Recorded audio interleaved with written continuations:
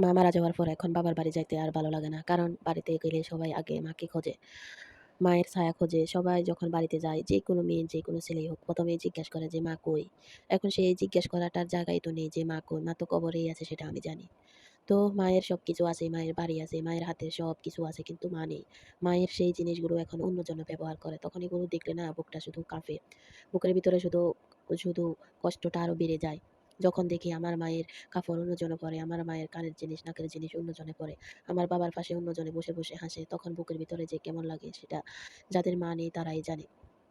আসলে মা যতদিন পৃথিবীতে ছিল ততদিন বুঝতে পারি নাই যে মা সবাই বুঝতে পারে না যে মা কেমন, মা মারা গেলে দুনিয়াটা কেমন হবে। যখন মা মারা গেছে এখন বুঝতেছি যে মা না থাকলে দুনিয়াটা কেমন লাগে।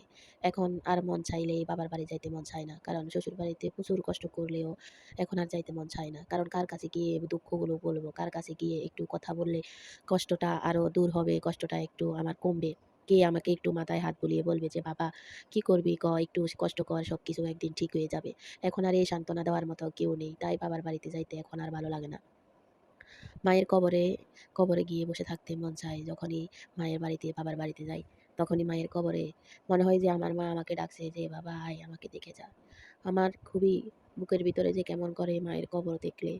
আসলে যাদের মা নেই, যাদের মা বেঁচে নাই তারাই জানে যে মার জন্য কেমন করে। মায়ের কবর দেখলে কেমন করে বুকের ভিতরে। সবাই আমার মায়ের জন্য দোয়া করবেন। যেন আমার মাকে আল্লাহ তাআলা জান্নাত নসিব করে, আমার মা যেন সুখে শান্তিতে থাকে। আমার মায়ের জন্য সবাই দোয়া করবেন।